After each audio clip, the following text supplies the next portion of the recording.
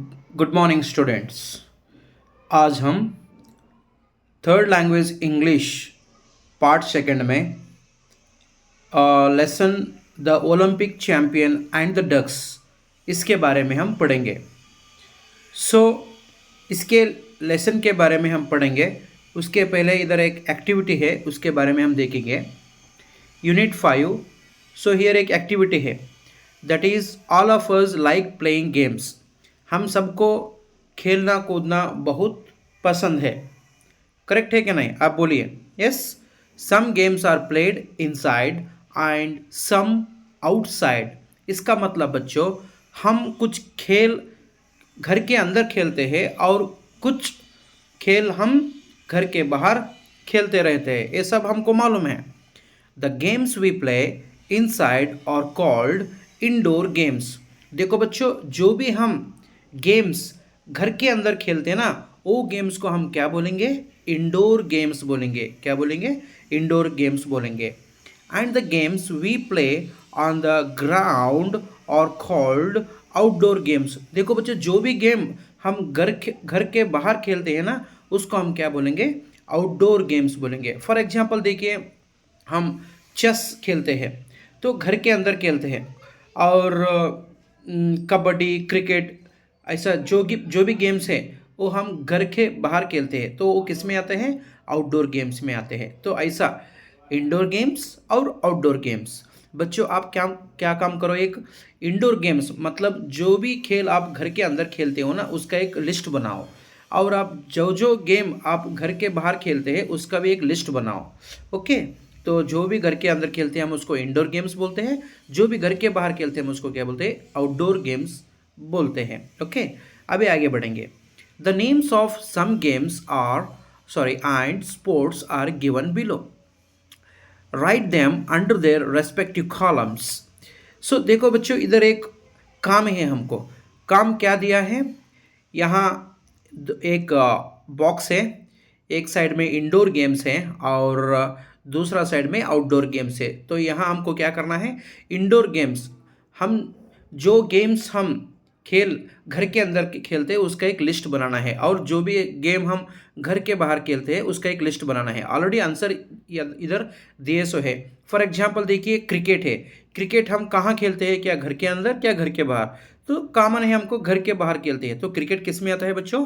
Outdoor games में आता है।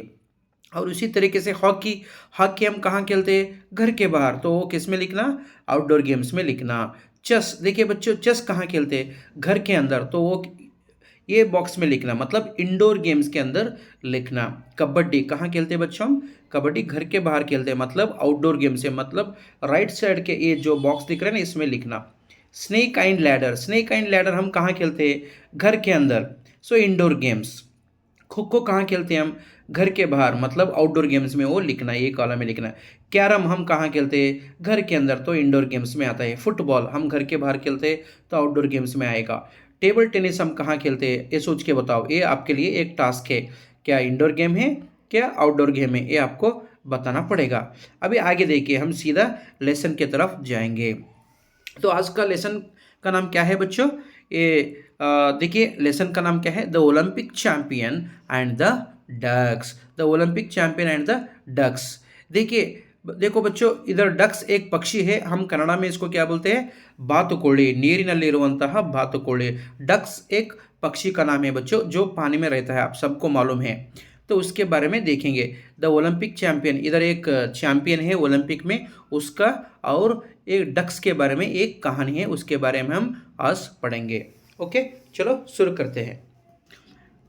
देखिए, आप भी अपनी ये जो भी मैं कहानी पढ़ रहा हूँ अच्छे तरीके से सुनिए, और जो भी एग्जाम में क्वेश्चन आएगा उसको आप आंसर लिखने के लिए फिट हो जाओगे। ओके, स्टार्ट करेंगे। Eight the Olympic games of, देखिए 1928।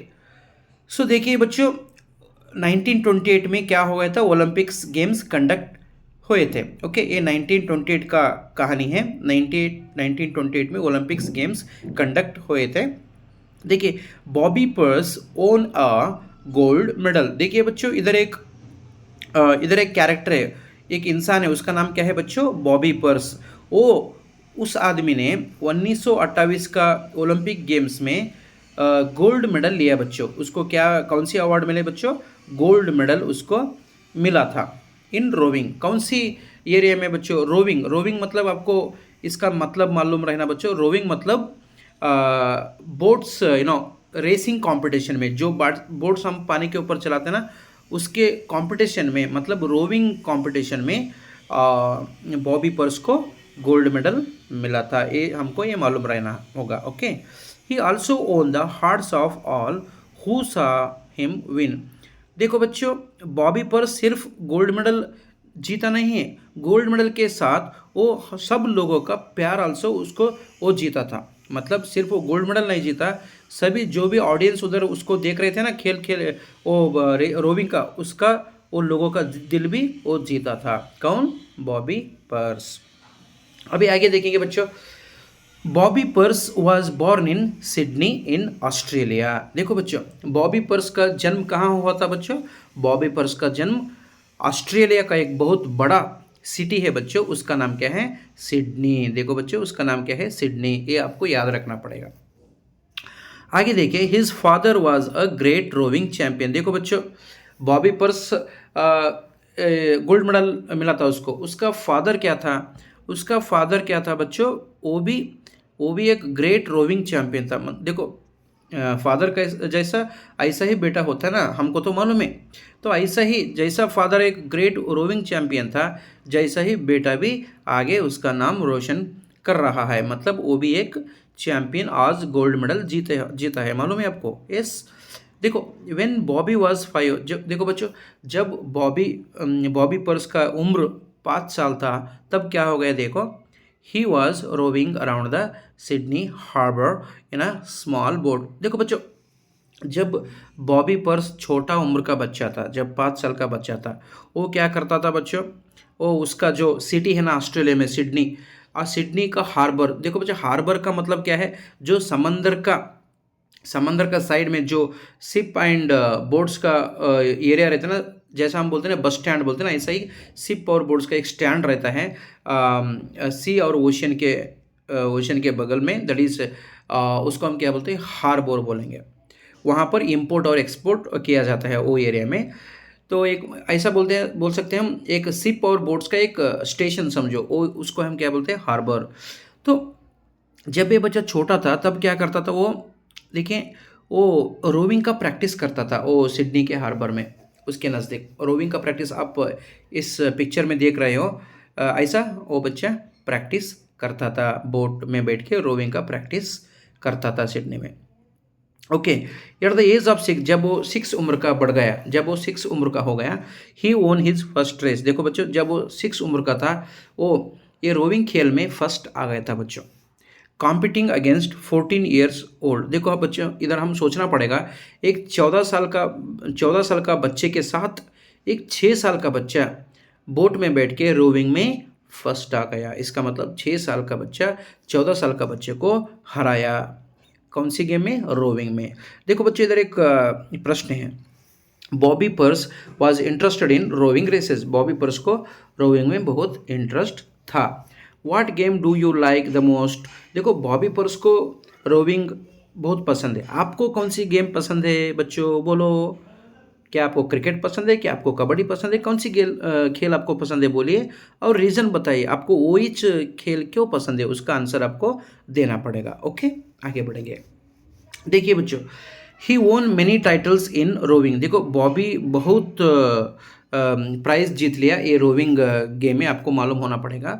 Bobby Pearce is always remembered as the man who stopped rowing for ducks. देखो, बॉबी पर्स को आज हम बहुत याद करते हैं बच्चों। उसका सिर्फ एक कारण है कि जब वो कंपटीशन में था, जब वो रोविंग के कंपटीशन में था, तब क्या हो गया था बच्चों?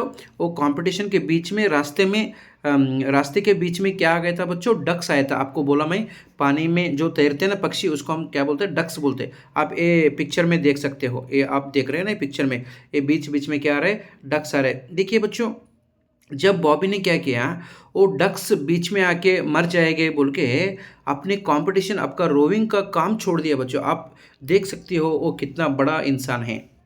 जब वो डक्स बीच में रास्ते में आ रहा था, वो शायद मर जाएंगे बोल के वो डक्स को देखे वो बॉबी पर्स अपना रोविंग कंपटीशन क्या कर रहा था बच्चों, छोड़ दिया था। मतलब इसके आजू बाजू जो भी इसके साथ कंपटीशन करने वाले लोग हैं ना, वो आगे बढ़े, लेकिन ये वहीं स्टॉप किया, वहीं ठहरा और वो डक्स को साइड में हटा के और कंपटीशन में चला गया। इसका मतलब वो कितना बड़ा इंसान है, प्राणी पक्षी के बारे में कितना प्यार है उसको, ये हमको मालूम हो जाएगा।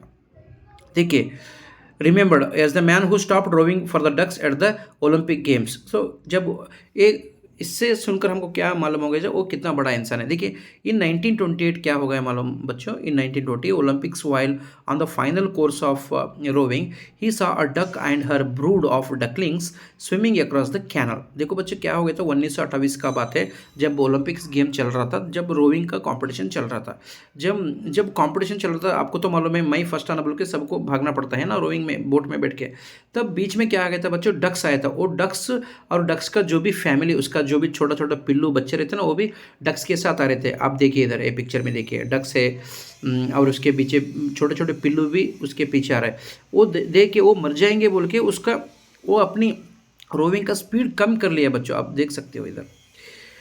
देखिए, there were swimming into the course of his boat, and the boat was going to run into them. The poor birds had no idea that they were in the middle of an Olympic race. अब बच्चों, ओ पक्षी को क्या मालूम बच्चों, ओ ये competition के ये बोट के बीच में है, उसको क्या मालूम, ओ ये तो इनोसेंट रहता है ना बच्चों आपको। सो इफ इधर एक क्वेश्चन है बच्चों, आपको आंसर करना पड़ेगा। If you are Bobby what would you have done, अगर आपके जगह में बॉबी के जगह में आप रहते थे तो आप क्या करते थे, आप जीतने के लिए आगे बढ़ते थे क्या, वो पक्षी का प्राण बचाने के लिए आप वहीं ठहरते थे? आप बोलिए, बॉबी तो वहीं ठहरा वो प्राणी को, पक्षी को बचाने के लिए, आप क्या करते थे अगर उस जगह में, बॉबी की जगह में आप होते तो? बोलिए। अभी देखिए आगे क्या होता, देखिए बच्चों, immediately Bobby slowed his boat down, Miles was catching up very fast. देखो बच्चों आगे बढ़ेंगे, Bobby slow down his boat down, Miles was catching up very fast but Bobby waited. देखो बच्चों, बॉबी के साथ बाकी जो भी उसके दोस्त थे वो कंपटीशन में आगे बढ़ रहे थे, वो क्या बोलते हैं आप, डक्स का पक्षी को कुछ वो नहीं देखे आगे बढ़े जीतने के लिए, लेकिन बॉबी एक अच्छा इंसान, वो पक्षी बीच में आ रहे शायद मर जाएंगे बोल के वो अपनी बोट को स्लो किया था बच्चों, ये आपको याद रखना पड़ेगा। But Bobby waited patiently until all the ducklings were out of harm's way, then he picked up speed again and went on to win the race easily. देखो बच्चों, जब वो डक्स और उसके साथ जो भी उसके ब्रूड था, डकलिंग्स, ब्रूड मतलब वो डक्स पक्षी का एक झुंड, जब वो बाजू हटा तब क्या बोलते हैं हम, वो बॉबी आगे बढ़ा और आगे बढ़ के स्पीड में जाके सबसे फर्स्ट आ गया रोविंग में। कौन? Bobby purse. Of all the Olympic heroes, it was he who owned everybody's hearts. His friends in the Australian Olympic team were not surprised with the incident. Bobby is the kind of a bloke, they said. इधर बच्चों block का मतलब person, इंसान। इधर बच्चों block, BLOK, block का मतलब इंसान। देखो सब बहुत अच्छा महसूस किए, एक आदमी अपना जीत के लिए वो छोड़ के एक पक्षी को प्राण बचाने के लिए कैसा उसका स्पीड स्लो किया। इससे हमको क्या महसूस होता है कि बॉबी पर्स कितना अच्छा इंसान है। और ऑस्ट्रेलिया का, सिडनी का लोगों को सब मालूम है कि बॉबी एक कितना अच्छा इंसान है, इसलिए ऑस्ट्रेलिया का लोग क्या बोलते हैं, Bob is that kind of A block. इसका मतलब बॉबी कैसा अच्छा इंसान है हम सबको मालूम है। देखो बच्चों, आज हम एक the Olympic champion and the ducks का लेसन हम पढ़े हैं। मैं सभी बच्चों को 7वीं क्लास बच्चों को रिक्वेस्ट करता हूँ, प्लीज़ आप मेरा ये वीडियो देखिए और इसका कहानी पूरा दिमाग में रखिए, और जो भी एग्जाम में प्रश्न पूछेगा उसका आंसर आपको देने के लिए तैयार होना पड़ेगा। धन्यवाद बच्चों सभी को, थैंक यू सो मच। और बच्चों और एक मैं आपको रिक्वेस्ट करता हूँ, ये जो मेरा चैनल है ना, इसको आप सब्सक्राइब करिए। क्यों बोले तो मैं डेली 7वीं क्लास 8वीं क्लास सभी क्लास का, पहली से 8वीं क्लास तक सभी क्लास का वीडियो बना के ऐसे ग्रुप में भेजता हूँ। आप अगर सब्सक्राइब करें समझो तो आपको ये वीडियो का नोटिफिकेशन आ जाएगा और आपको भी फ़ायदा होगा। तो इसलिए आप प्लीज़ ये चैनल को सब्सक्राइब करिए और आपको ये लेसन डेली मिलता रहेगा। Thank you so much.